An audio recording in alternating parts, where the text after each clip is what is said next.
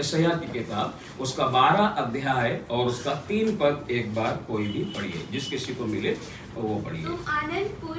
तुम आनंद पूर्वक उद्धार के स्रोतों से, उद्धार के, बाइबल कहती स्रोतों से जल भरोगे। तुम आनंद पूर्वक, दुख के साथ नहीं, अशांति के साथ नहीं, कष्ट के साथ नहीं, मुसीबत के साथ नहीं, तुम आनंद पूर्वक जल के स्रोतों से क्या भरोगे? जल भरोगे। उद्धार के स्रोतों से क्या भरोगे? जल भरोगे। उद्धार के स्रोतों शब्द आया है। क्या शब्द आया है? उद्धार के स्रोतों। उद्धार का एक ही सोता है, यीशु मसीह। लेकिन वो जो सोता है ना, उसको सोतों शब्द में बोला गया है। वो अलग अलग सोता भी बाइबल में पाया जाता है। जैसे उद्धार का सोता, आनंद का सोता, शांति का सोता, चंगाई का सोता, छुटकारे का सोता, वह अलग अलग सोता है। सोता का मतलब क्या होता है मालूम है? जो कुआं होता है ना, या तालाब होता है, उसके अंदर से क्या फूटता है? सोता फूटता है। जो जल की धारा फूटती है ना, उसको सोता बोलते हैं। वो कभी सोखती नहीं है। वो जल की जो धारा है ना, वो जो सोता है ना, वो सोता हमेशा बहता रहता है। कुएं में से जितना जल निकालो उतना ही वो सोता क्या होता है? बहता रहता है। वो कुएं में जल और ज्यादा इकट्ठा होता जाता है। वही हमारा यीशु मसीह उद्धार का सोता है। हालेलुया। वो कभी सोखता नहीं।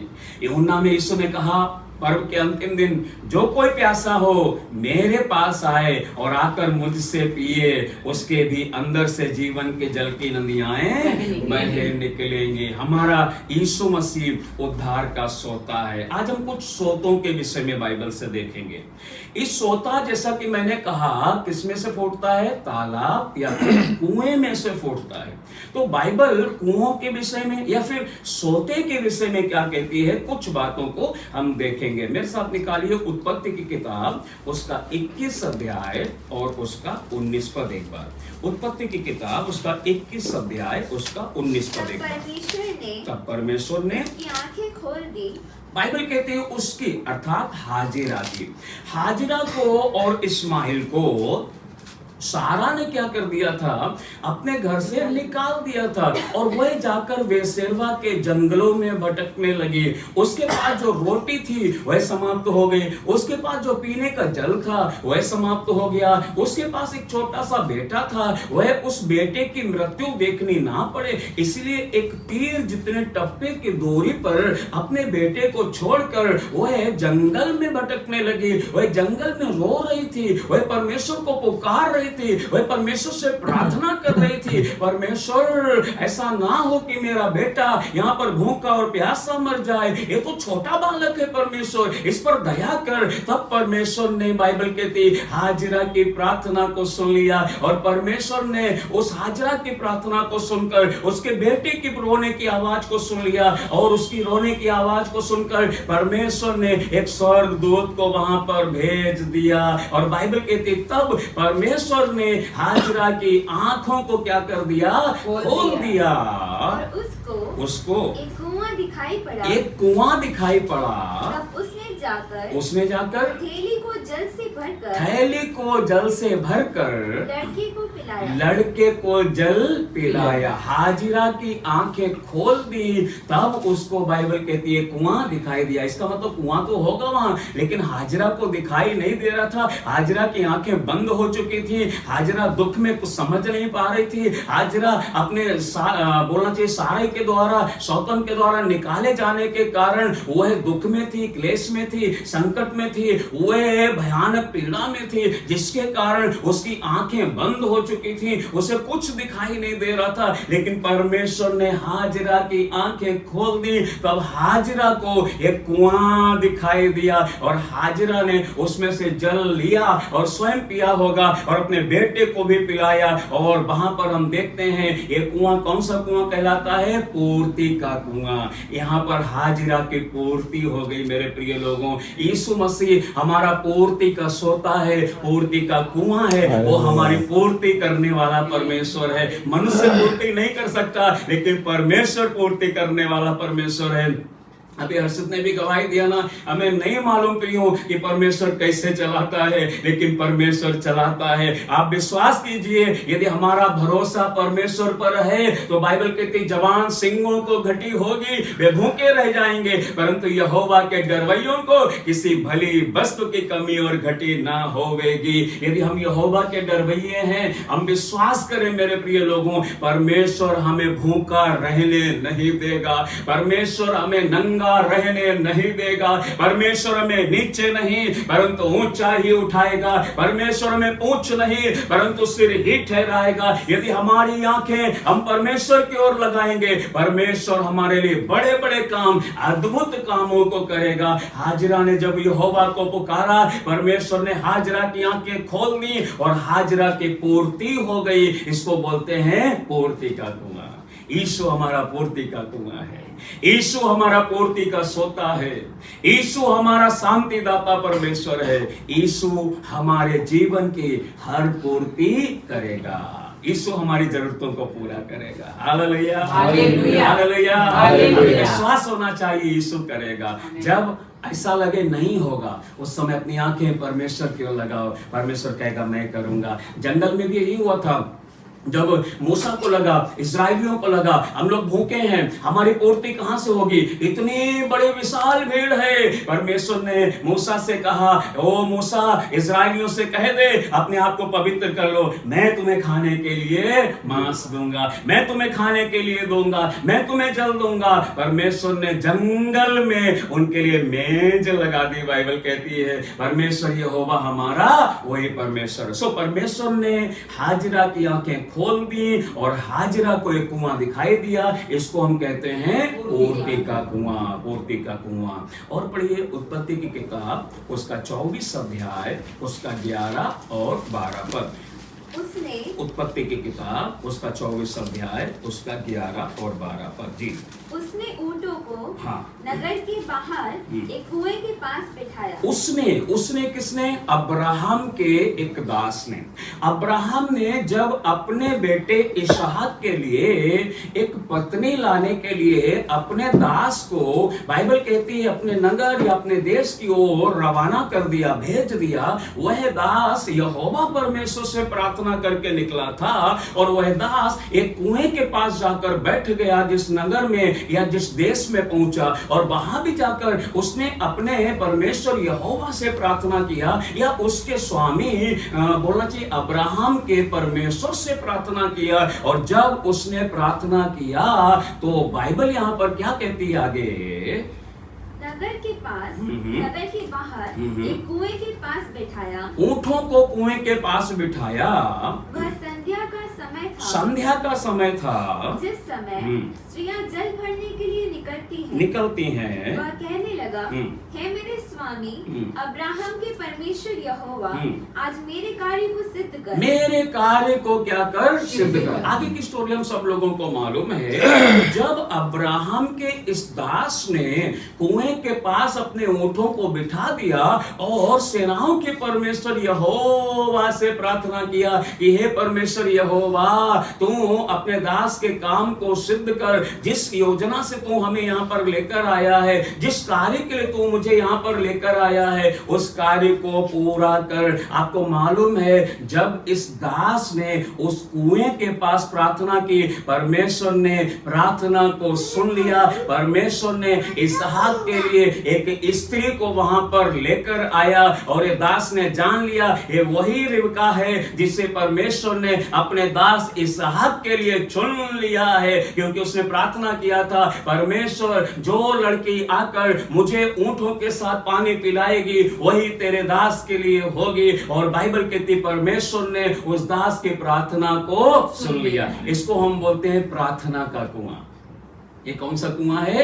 प्रार्थना का कुआं। क्योंकि यहाँ पर अब्राहम के दास की प्रार्थना सुनी गई। हमारा प्रभु हमारी प्रार्थनाओं को सुनता है, क्योंकि यीशु ने स्वयं कहा, जो कुछ तुम मेरे नाम से पिता से मांगोगे तुम्हें मिलेगा, जरूर मिलेगा। यदि हम यीशु के नाम से मांगेंगे, यीशु के नाम से प्रार्थना करेंगे, परमेश्वर जरूर हमारी प्रार्थनाओं का उत्तर हमें देगा। इसलिए जब अब्राहम के इस दास ने प्रार्थना किया कुएं के पास में, इसकी प्रार्थना सुनी गई। हमारी हर प्रार्थनाओं में यीशु का नाम होना जरूरी है। हम जो कुछ पिता से प्रार्थना करें यीशु के नाम से मांगे, हम जो कुछ पिता से मांगे यीशु के नाम से मांगे, हमें जरूर मिलेगा। हालेलुया, हालेलुया, विश्वास करें परमेश्वर हमें देगा। सो इसको बोलते हैं प्रार्थना का कुआं, प्रार्थना का कुआं। और पढ़ेंगे उत्पत्ति की किताब 24 अध्याय उसका 62 पद।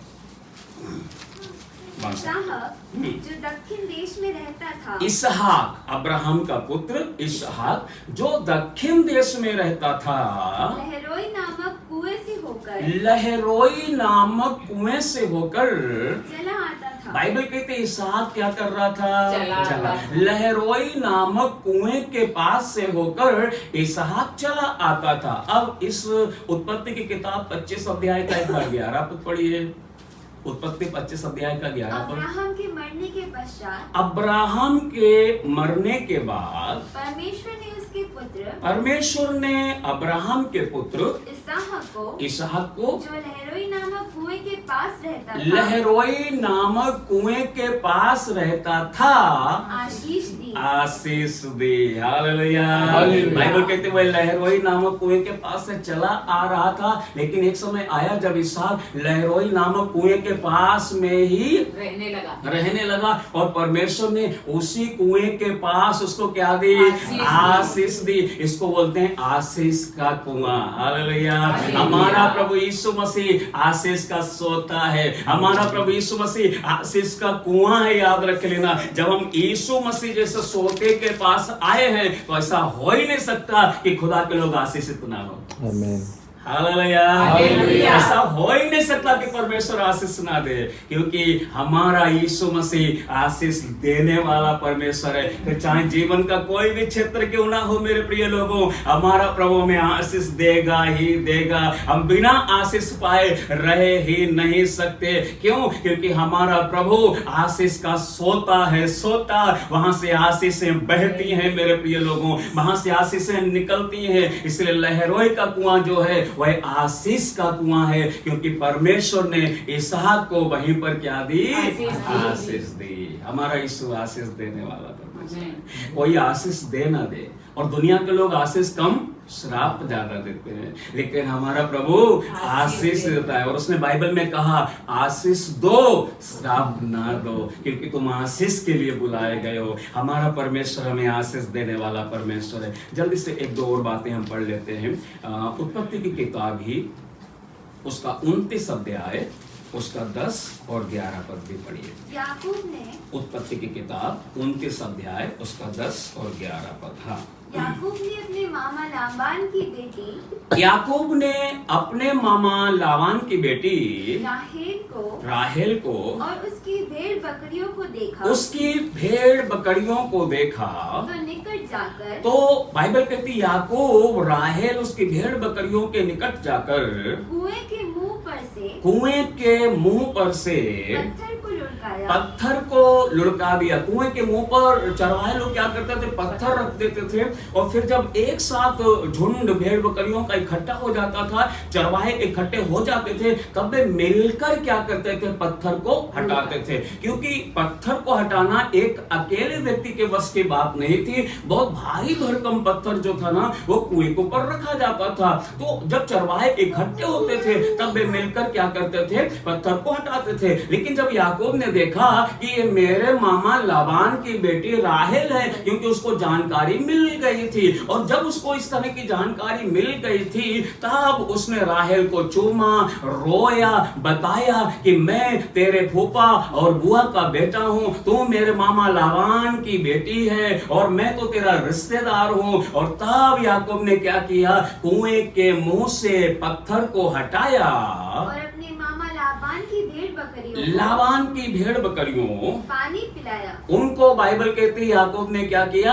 पानी पिलाया। और आपको मालूम है याकूब को यहाँ कौन मिल गई? राहेल मिल गई, क्योंकि वो यहीं से राहेल से क्या करने लगा, प्रेम करने लगा। और राहेल के लिए उसने अपने मामा लाबान के 7 वर्षों तक सेवा की। इस कुएं पर याकूब को कौन मिल गई, राहेल मिल गई। इसको हम कहते हैं संतुष्टि का कुआं। याकूब संतुष्ट हो गया, क्योंकि जब राहेल जो उसको सुंदर दिखाई देती थी और वो पसंद करता था राहेल को, वो राहेल को पाकर क्या हो गया, संतुष्ट हो गया। इसको बोलते हैं हम संतुष्टि का कुआं। हमारा यीशु मसीह संतुष्टि का कुआं है, हमारा यीशु मसीह संतुष्टि का सोता है। मेरे प्रिय लोगों, आपको मालूम होना चाहिए, दुनिया की धन दौलत वस्तुएं हमें संतुष्टि नहीं दे सकती। हमारा यीशु मसीह हमें संतुष्टि देने वाला परमेश्वर है। यीशु के द्वारा हमें क्या मिलती है, संतुष्टि मिलती है। हालेलुया। मुझे याद है, जब मैं छोटा था ना, स्कूल में पढ़ाई करता था, तो मेरा रिजल्ट आता था ना, तो उसमें पीछे एक पेज रहता था, तो उसमें बहुत सारे सवाल लिखे रहते थे जिसको पापा को भर के देना पड़ता था। क्या आप अपने बेटे की पढ़ाई से संतुष्ट हैं? ये ज्यादा मस्ती तो नहीं करता? आप इसके व्यवहार से संतुष्ट हैं? तो कभी कभी वो असंतुष्ट भी लिख के भेजते थे, क्योंकि मैं था इतना शरारती। ये तो यीशु ने बदल दिया मुझे। लेकिन मेरे प्रिय लोगों, यीशु मसीह वो संतुष्टि का कुआं है, उसके पास जो भी आता है संतुष्ट होकर जाता है। यीशु हमारा संतुष्टि का कुआं है। हालेलुया। यीशु हमारा संतुष्टि का सोता है। सो याकूब ने इस कुएं पर संतुष्टि पाई। और एक आखिरी बात हम देखेंगे, यूहन्ना की किताब 4 अध्याय उसका 6 पद पढ़िए। यूहन्ना की किताब 4 अध्याय उसका 6 पद एक बार पढ़िए। और याकूब का कुआं भी, हाँ, बाइबल कहती याकूब का कुआं भी वही था। बाइबल कहती वही था। अतः यीशु मार्ग का थका हुआ उस कुएं पर यूं ही बैठ गया। याकूब के कुएं पर आकर यूं ही बैठ गया। यह बात छठे घंटे के दिन के छठे घंटे के लगभग हुई। इतने में एक सामरी स्त्री जल भरने आई। यीशु ने उससे कहा, ओके, आगे की कहानी हम सबको मालूम है। याकूब के कुएं पर जब यीशु मसीह बैठा हुआ था, तब एक सामरी स्त्री, बाइबल कहती, जल भरने के लिए आई। और यीशु ने सामरी स्त्री से बातें की, और सामरी स्त्री ने यीशु मसीह से बातें की। और यीशु मसीह ने सामरी स्त्री के पूरे जीवन की कहानी को बता दिया। और सामरी स्त्री ने जान लिया कि यही परमेश्वर का पुत्र है, ये कोई बहुत बड़ा भविष्यवक्ता है। तब यीशु मसीह ने कहा, हाँ, मैं परमेश्वर का पुत्र हूं, मैं भविष्यवक्ता हूं। और सामरी स्त्री दौड़ी भागी गांव में गई और जाकर सारे सामरिया के लोगों को बता दिया, आओ आओ, एक व्यक्ति को देखो जिसने मेरी जीवन कहानी को बता दिया है। आपको मालूम है, सामरी स्त्री ने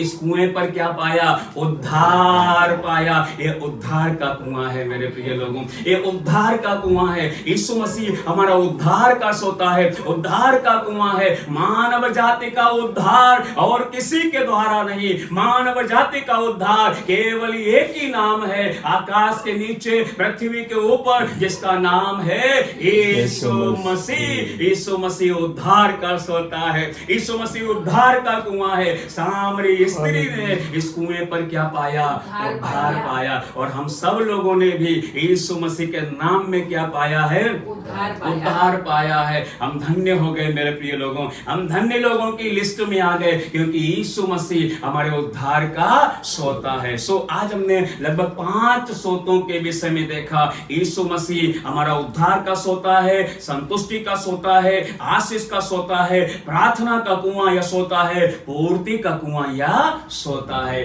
यीशु हमारा उद्धार का सोता है। हालेलुया। परमेश्वर इन वचनों के द्वारा हम सब लोगों को आशीष दे।